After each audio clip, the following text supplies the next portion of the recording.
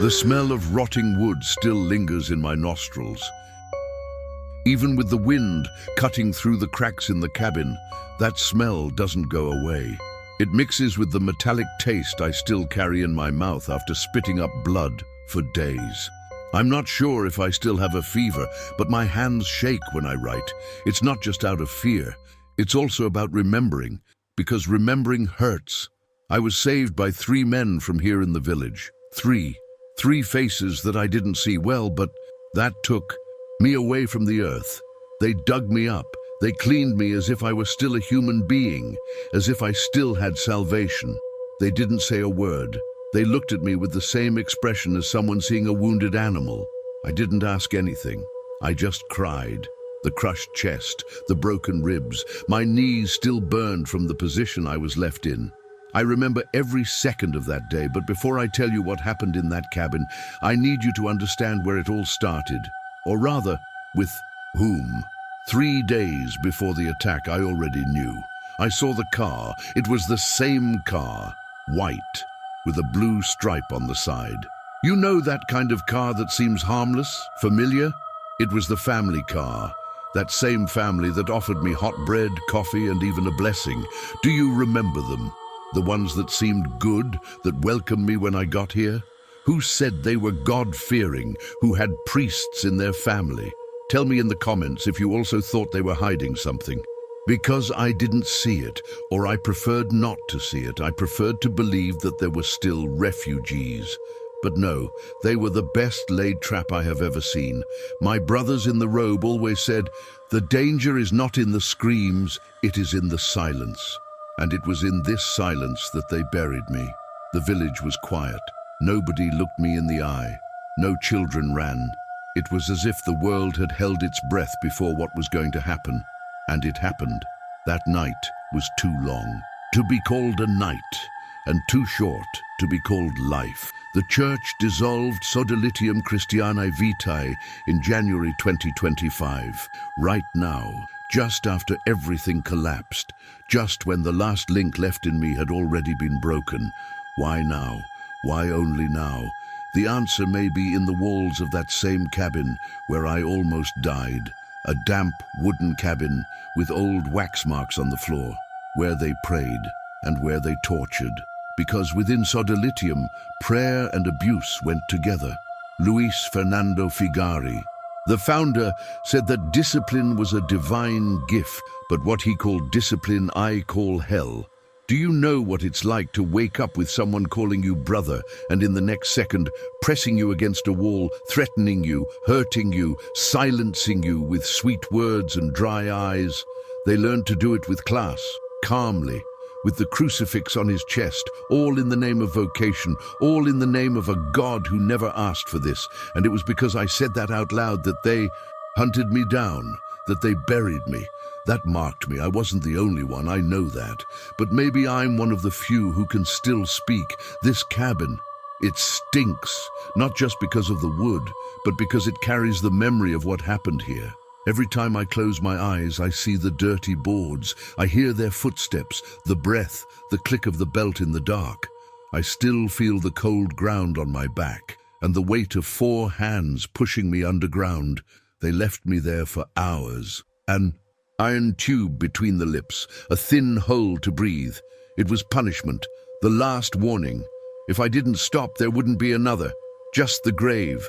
They left me there knowing that the earth would muffle my voice, that no one would hear my screams. They just heard it. Someone heard. And that's why I'm here, but not for long. I know that. They don't make mistakes twice. They blurt it out just to scare you, just so you understand that the next step has already been mapped out. And if I disappear, you already know who they were. The family that welcomed me was part of it. Not all, perhaps, but enough. Enough to know where I was. Enough to know that my blood would stain the cabin floor that night. And the cruelest thing is that it was at their house that I celebrated Mass in secret, where I confessed children, where I prayed with Grandma. They looked at me with tears in their eyes. They pretended to be compassionate, but it was all a facade. Everything was a lie. They knew. Meanwhile, high above in Rome, the news echoed as if it were new. The Pope dissolves the organization. after investigations reveal abuses, as if the truth had been discovered now, as if this all started yesterday. But no, we, those who lived through it, knew. And what kills me the most, besides the pain that still throbs, is knowing that this official end came too late. Late for me, too late for many. Too late for that boy in Lima who never spoke again. Too late for the sister who ran away at 15 and never showed up again. Too late for all those who prayed for liberation and were silenced. I'm not a hero. I just couldn't keep quiet any longer.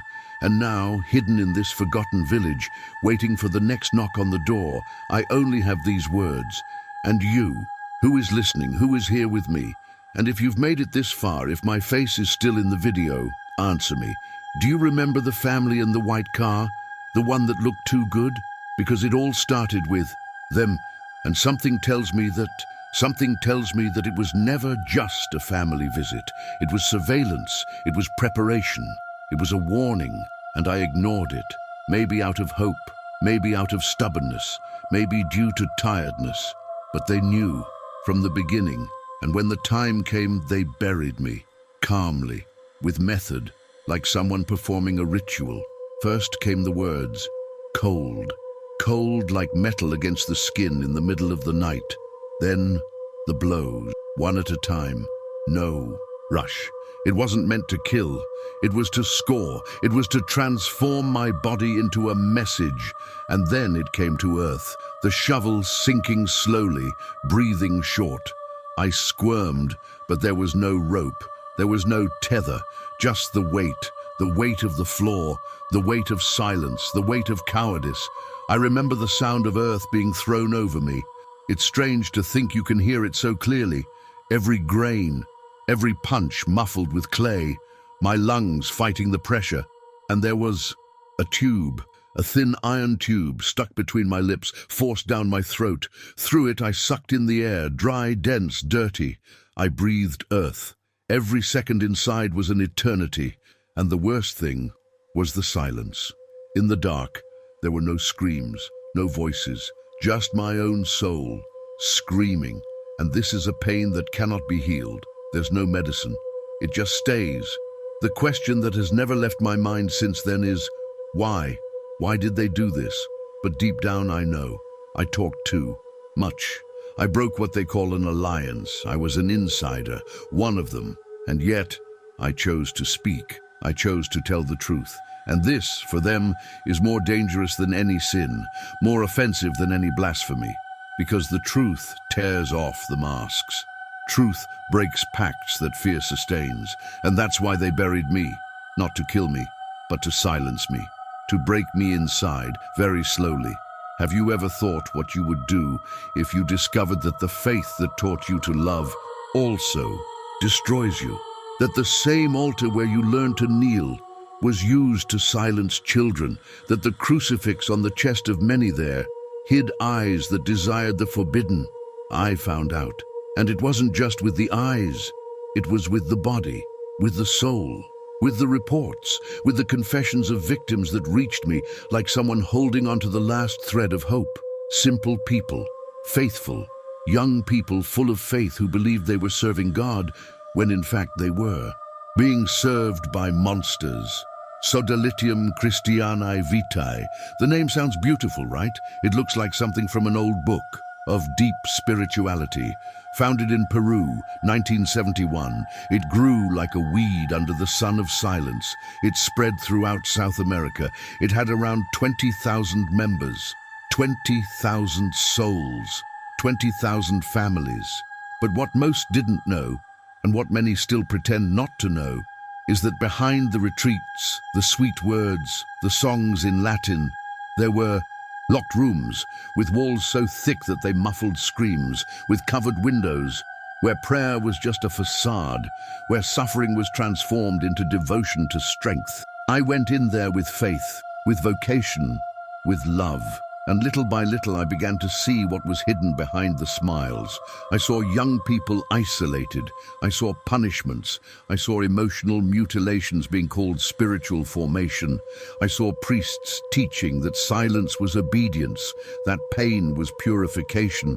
And I saw Many believing, because when someone you love says that it is from God, you accept it, because denying this would mean admitting that your entire faith was built on top of an abyss, and who can stand to face this void? I endured. I don't know how, but I held on, and I spoke.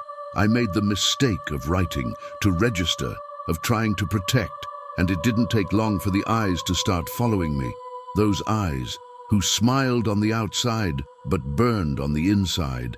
And suddenly, the hugs weren't hugs anymore. There were pressures. The invitations were no longer celebrations. They were traps. And then came the call. Go to the village. It's safe there. Insurance for whom? To this day, I wonder, how many are buried without a hole to breathe? How many were not found? How many are still alive but dead inside? And the hardest thing is to realize that even now, after the dissolution, there is still silence, a polite silence, a silence coated in documents, an institutional silence. But it's silence, the same silence that sank me. I know all of this may sound absurd to those who have never seen the inside. And so, I ask, comment on what you think leads a religious organization to hide so much for so long. What makes men in robes, who once said yes to God's call, turn into accomplices of evil? Is it cowardice? Is it fear? Is it ambition? Or is it all together? I want to read what you think, because maybe, just maybe, as we talk together, something will start to change. And I need to continue, because this story, as unbearable as it is still far from over. What happened after they took me from the earth is even harder to tell, but I'll try, because you are here, because I can still talk, and because as long as there is someone on the other side listening, there is still a reason. You're still there, right? I can feel this silence that fills everything between one word and another. He is different from the one I lived under the ground. This one has presence. There's someone listening, and maybe that's all I have left now. Because after they took me out of the pit, my body no longer obeyed me. I was shaking non-stop, not because of the cold, but for something deeper. It was as if every bone in me understood that the world was no longer safe, that evil doesn't just live in the shadows. Sometimes he smiles, offers a hot coffee, and says, "Here you are protected." This is exactly what happened to the village family. They welcomed me. I remember the woman's face. She looked like a mother.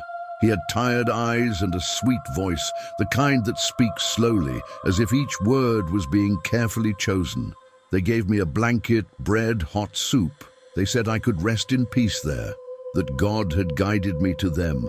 She even made the sign of the cross on my forehead the first night. I felt saved. I felt human again. On the second day, the man of the house called me to talk. He said he had a cousin who was a priest and another who had studied at the seminary. I thought that was beautiful. I felt among brothers. He asked me questions about faith, about Sodalitium, about my mission. And I, stupid, tired, full of faith still, answered everything. I opened my heart. I told him what I had seen, of the victims, of abuse, what they did with the boys. I told him about Figari, about the hidden documents. I thought I was sharing it with someone who understood, but today, looking back, everything seems like a calmly set trap. You know when we realize, after a long time, that the looks were too cold, that the questions were too specific. It was as if they wanted to measure my limit, test how far I would go, find out if I had proof, if I was too dangerous. And I, without realizing it, gave everything away. With each answer, with each story I shared, their eyes didn't fill with pain. No, they just listened, cold, empty, as someone who records, like someone watching a piece in motion. The child in the house, their son, caught my attention one day. He came into the room where I was lying and said, "They already know," just that. And he ran away. The sentence went through me like a knife. They already know. Who? What? What was he referring to? I had that in my head. I didn't sleep that night. I lay awake looking at the wooden ceiling, hearing footsteps in the dirt outside. The sound of the gate creaked twice, and someone coughed near the window. The next day, no one spoke to me. Not a good morning, not anything. I was served cold food. The bedroom door was not locked, but I felt like I couldn't leave. There was something different, as if the house had changed, as if that home had become the stage for something about to happen. And it happened. It was in the early morning that they came. 4 men. They weren't from the village, face covered, but someone opened the door for them. They knew where I slept. They knew my name. They knew what I had said. They lifted me out of bed. By force, they knocked calmly. Again, no rush, trained people. Hands that knew where to reach. Elbow to the ribs, knee to the thigh, a cloth tied to the eyes. They took me to the cabin, the same one where, 2 days before, I had prayed with the family, where I celebrated a small mass with the lady who called me Little Priest. It was there, in the same room where we pray, where we sing a psalm. They threw me to the ground. A candle was still burning in the corner, the same candle I used at the time of the blessing. Now, she lit up my broken bones. They tied me in the fetal position. They threw cold water. They beat with rope and iron. But the worst was when they started laughing. One of them called me a traitor. Another said, "You wanted to play saint, now you're going to pray in the dark." And that's when they started digging, yes, right there, inside the cabin, under the dirt floor. They took out boards, dug with a small shovel, as if they already knew the exact size they would need. I tried to react. I screamed. I called God. I called Maria. But nothing. My screams hit the walls and died there. Have you ever felt the sensation of being present at your own funeral? To hear the shovel hitting the earth, knowing that the sound that comes after could be the last.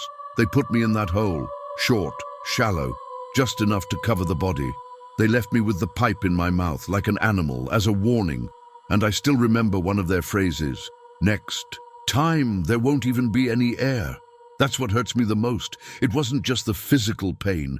It was the break, the betrayal, the total reversal of faith. That house that seemed like a blessing turned out to be a profane altar.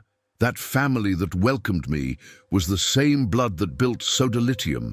They were connected, involved, maybe brothers, cousins, but that's what they were there for, to deliver, to eliminate.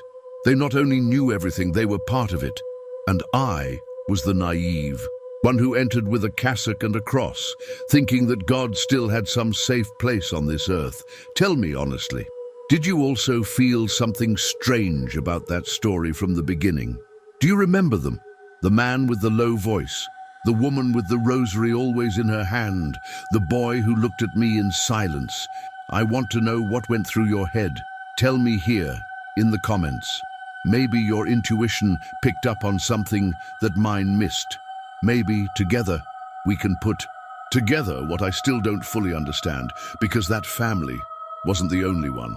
And after I left that cabin, still hurt, still breathing mud, something inside me changed, because the truth wasn't just buried with me. She was alive within them, circling, protected, armored, and that was just the beginning.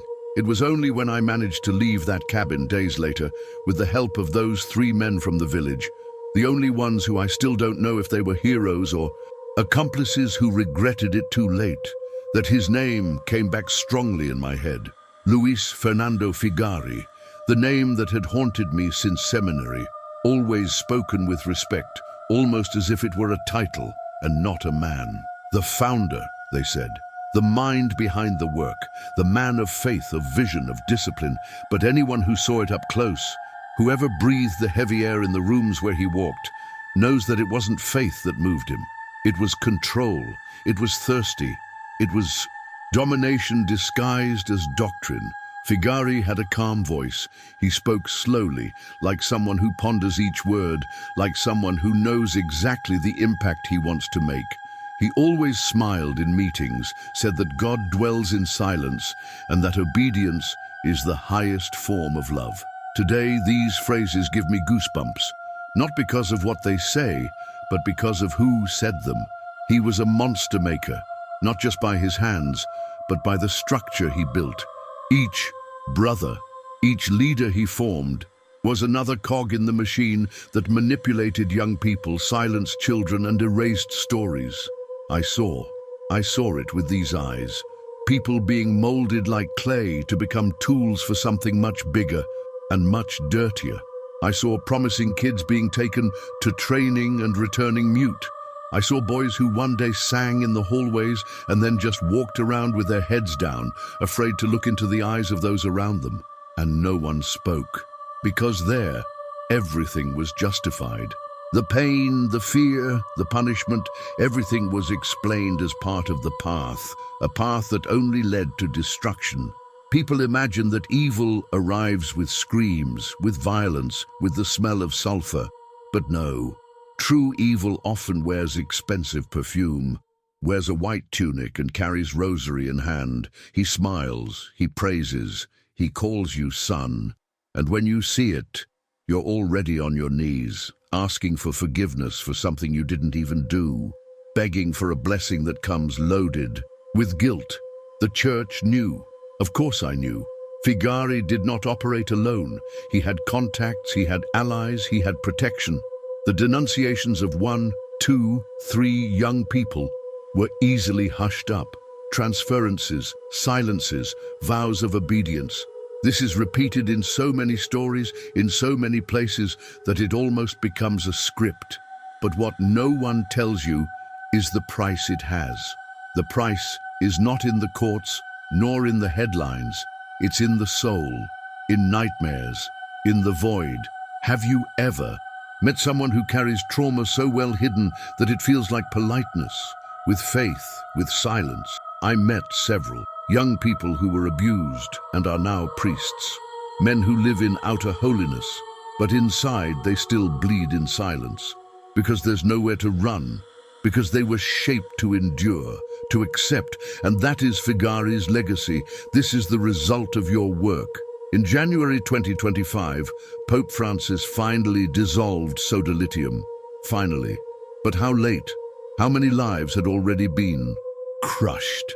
How many secrets buried beneath the appearance of order? The question that haunts me is, why now? Why only now, after so many silent screams, after so many bent bodies, after so many swallowed cries for help?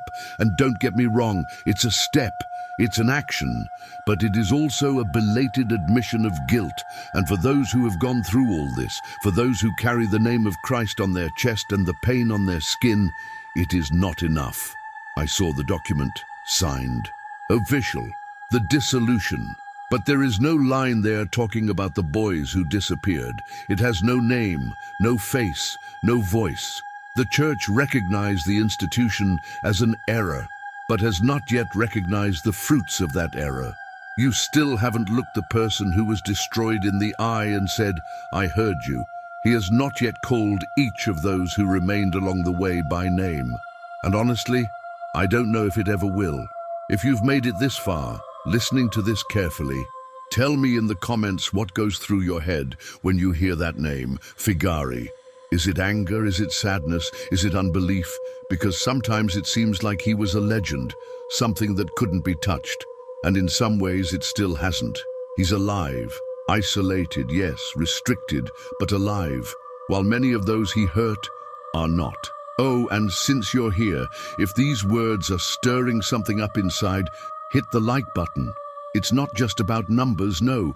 It's because it helps to make this type of story reach those who need to hear it. And there are a lot of people out there who are still trying to understand what they experienced, what they suffered.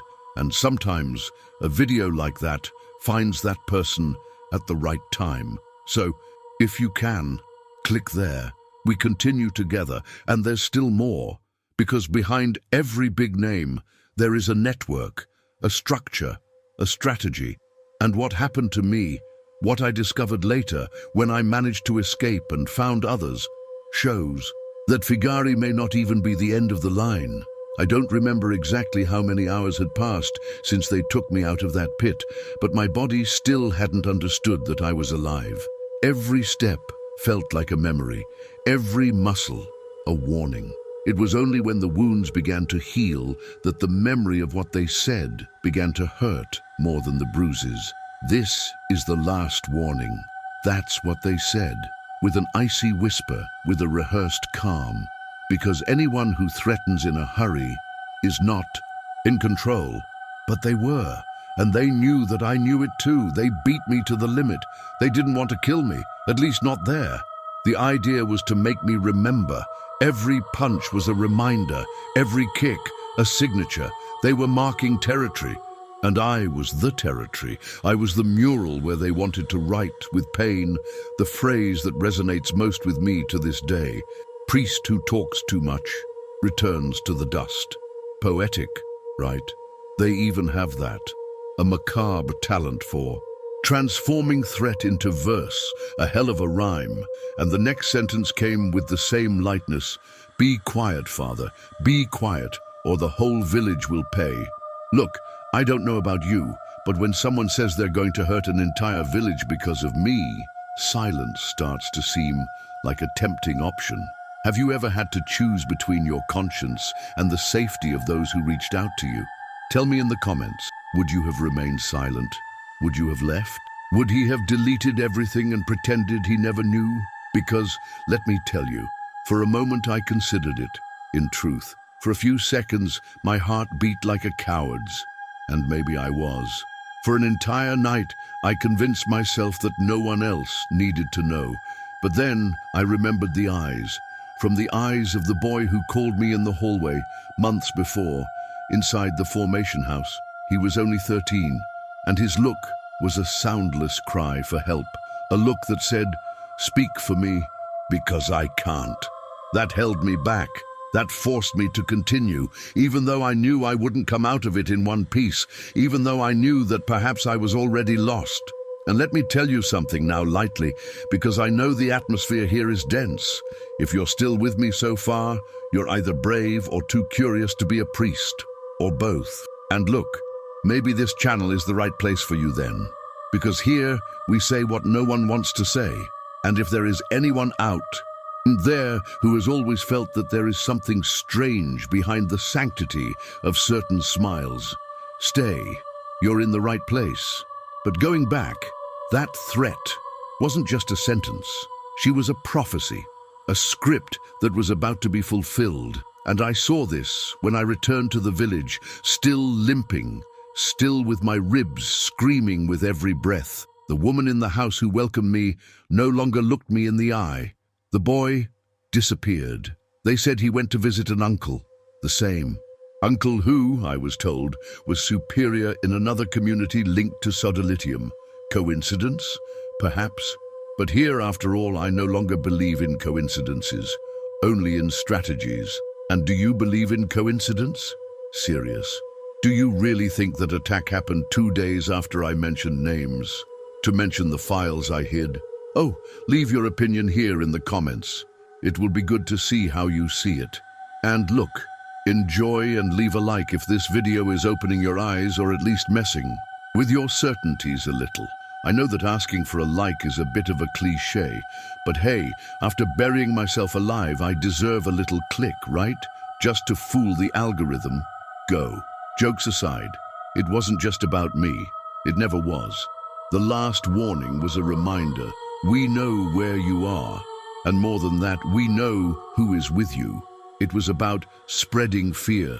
Because fear paralyzes, fear silences, fear erases memories.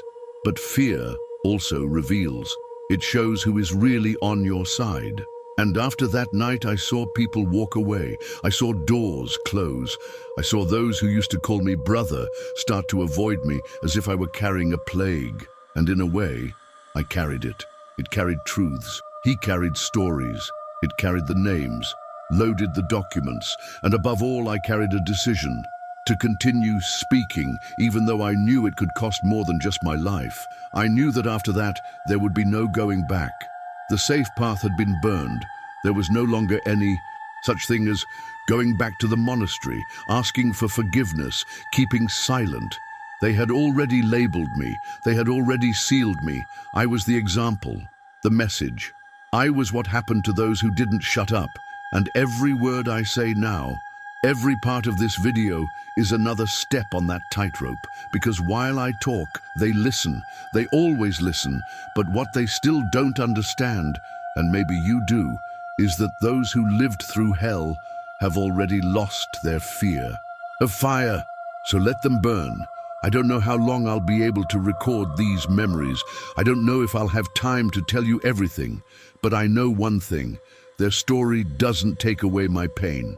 And honestly, what I discovered later about other places, other victims, other connected families is even worse. The network is bigger, denser, better hidden, and it is active. The network was bigger, denser, better hidden, and it is active. I saw it with my own eyes. In fact, seeing is not enough. I felt it in the body, in the spirit, in the cold stone corridors of the Vatican, in the averted glances at meetings and conferences, in the hands that no longer extended when I approached. And that's when everything made even more sense. Because when Pope Francis announced the official dissolution of Sodalitium Christianae Vitae in January 2025, many celebrated, many were grateful, many breathed a sigh of relief. But I, sitting alone in the dark, just stared into space and asked in a low voice, "Now? Just now?" It's not that I don't value the gesture. I value it. It takes courage, yes. But what gnaws inside is knowing how many knew this long before, how many chose to remain silent, how many priests heard confessions from victims and did nothing, how many bishops read denunciations, letters, reports, and had them archived. How many smiles were there in the photos with Figari, raising glasses, blessing children, while behind the doors, innocence was crushed. Have you ever had the feeling of shouting in a crowd and no one turns away? I had, several times, because reporting within the church is like trying to put out fire with more fire. They don't want to deal with it, because it's not just about morals. It's about power, about structure, about reputation, and above all about money. Yes, money, because Sodalitium was not just a religious community. It was a machine with real estate, schools, international donations, political influence. It was a network with tentacles in several countries, the United States, Colombia, Chile, Peru, and with the blessing of many. And I ask, how could someone grow so much, spread so much, open so many training houses, bring together so many young people, without anyone at the highest level noticing? Where were the eyes of faith? Where were those who were supposed to protect the little ones? Where was the justice? Where was the truth? Perhaps the answer lies in secret meetings, in locked files, in letters signed, with hands shaking with fear or convenience, because they knew. That's what hurts the most. They knew, and their silence is as cruel as the screams I heard that night I was beaten. Because silence kills slowly. Silence allows the pain to continue. Covered silence. Silence absolves those who have never confessed. There was a bishop, I won't mention his name now, maybe later, who once said to me, "Thomas, be careful what you say. Sometimes truth can divide more than error." I should have taken that as a warning, but at the time I thought it was just a talk of pastoral prudence. Today I know it was a threat disguised as advice. And the worst thing is that many inside still believe they are protecting something sacred, that exposing all of this would be giving weapons to the enemy, embarrassing the church. But you tell me, what embarrasses you most? Tell the truth or continue lying with the Bible in hand? I don't know if you've ever stopped to think about it, but the biggest wounds of faith don't come from outside. They come from within. They are caused by those they are supposed to protect. When trust is broken by those who wear white, the damage goes deeper, because it doesn't just affect the body, nor just the mind. It reaches the soul. Have you ever trusted someone who betrayed you like that? Tell me in the comments. You don't need to expose everything, just share something, because when we talk, the pain changes place. A little comes out of the chest and becomes a bridge to another heart that also needs to heal. And since we're talking so sincerely here, let me play with you a little. Have you noticed that up until now I've talked about bishops, priests, denunciations, and you're still here? You're strong, see, or stubborn, maybe curious. Or maybe you are one of those people who have their own doubts about faith and see these videos as a way of understanding what no one explained to you in catechesis. In any case, thanks for that. Thanks for being here. This gives me strength to continue.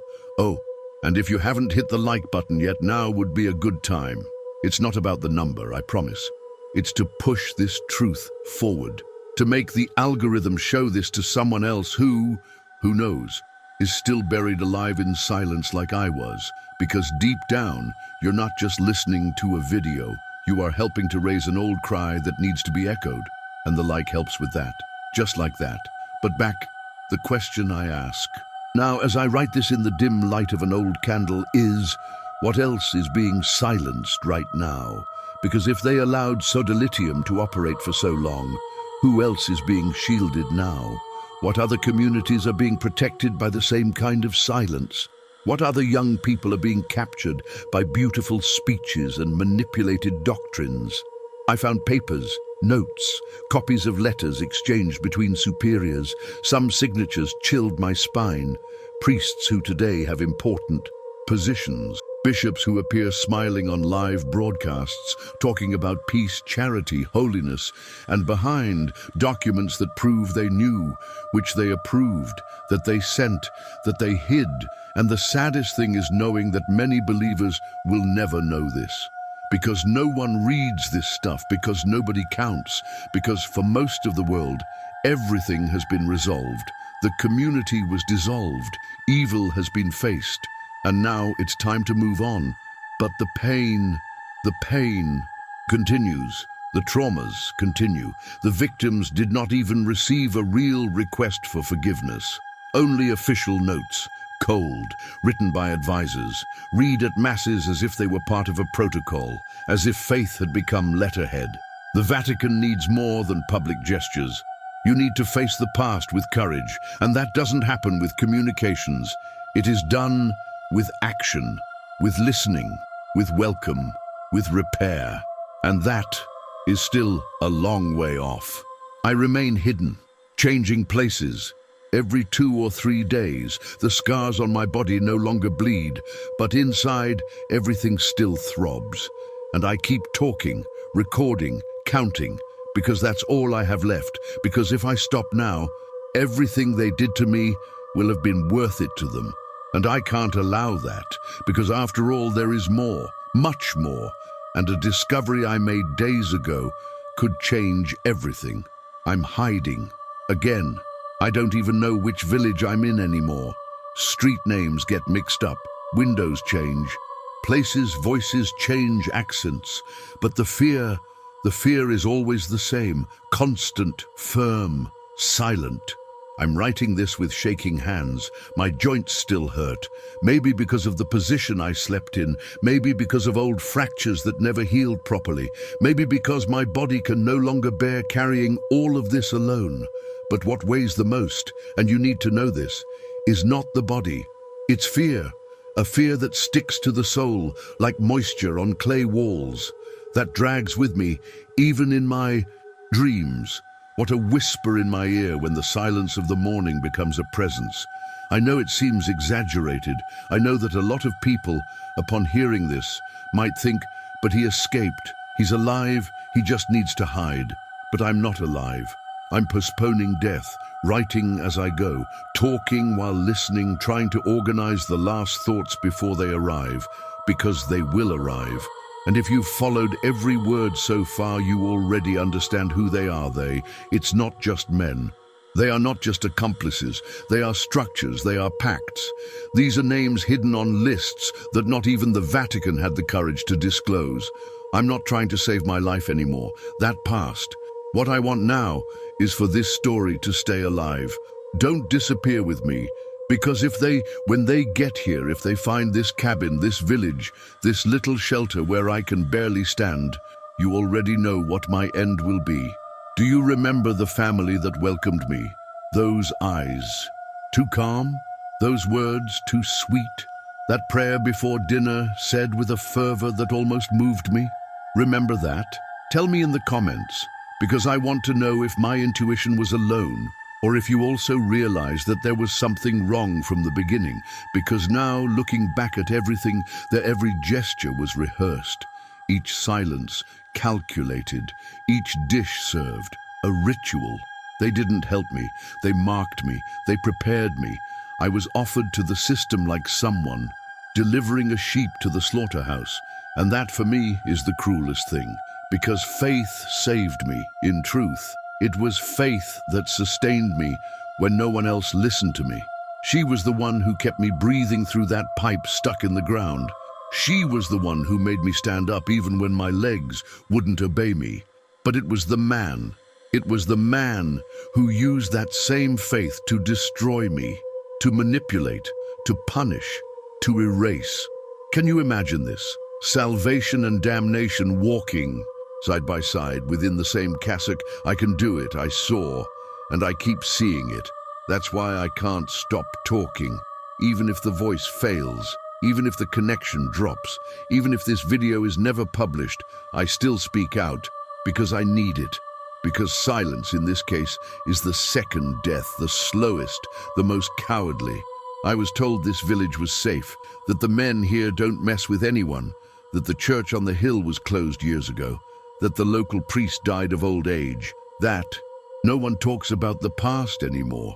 And that scared me more than anything, because when an entire community decides to forget, it's a sign that they remembered too much. And when I arrived, everyone looked at me with a mixture of pity and discomfort. Nobody asked my name, nobody asked why I was limping. It was as if they already knew. I hear noises at night, cars that don't belong to anyone here, an engine that starts and stops at 3 in the morning, a door that creaks slowly, as if it were being opened by someone who doesn't want to be heard. And I sleep with my shoes on, always, because it might be the last time, and if I have to run, I want to be ready. You there, on the other side, maybe you are at home, lying down, or on the street, listening to this with your cell phone in your pocket. Maybe he's at work wearing a headset, disguising himself. But think with me for a second. What if it were you? What if you knew too much? What if carrying the truth meant walking away from everything? Family, friends, future, everything. Answer me this, write it down here, because I read everything. Even if I can't answer, I read. Every comment is a reminder that there is still someone listening. How it feels, who cares? And since we're so deep into this conversation, can I ask you something? But honestly, from someone who no longer has much strength, leave a like on this video. It's not out of vanity, you know that. It's because it helps this story keep circulating. Help push this complaint forward. Sometimes a simple click makes someone else see it. And who knows, maybe that person is a victim who hasn't yet had the courage to speak out. Or someone who is still trapped inside one of those training houses that are still active out there, just under a different name. It's strange to think that now I speak to the world from inside a wooden room with the light of a candle, afraid to even cough loudly. And yet, I feel less alone than I did that night I was buried. Alive. This says a lot about the kind of loneliness that betrayal causes, about the type of helplessness that the church's silence causes, about the kind of war that takes place inside when the faith that once lifted you up becomes the hand that pushes you to the ground. I keep writing because my body can't handle running anymore, because my mind is already on the verge of exhaustion. But my heart still beats for those who couldn't scream, for those who were silenced too soon, for those who died thinking they were serving God, when in fact they were serving a system built to protect the untouchables. And I know you are there. I know you're listening to all this with your eyes fixed, your heart tight, maybe even holding back a tear. I know because I'm like this too, because we recognize ourselves in the pain of others, and this pain that I carry is now yours too, because you listened, because now you know. And who knows, there is a choice. You can shut up, or it can spread. But calm down. It's not over yet, because something happened last night, something strange, a detail that perhaps goes unnoticed by those who live in peace, but for those who live like me, it's a sign. I'm still trying to understand, I'm still digesting, But if I'm right, if what I saw is what I think it is,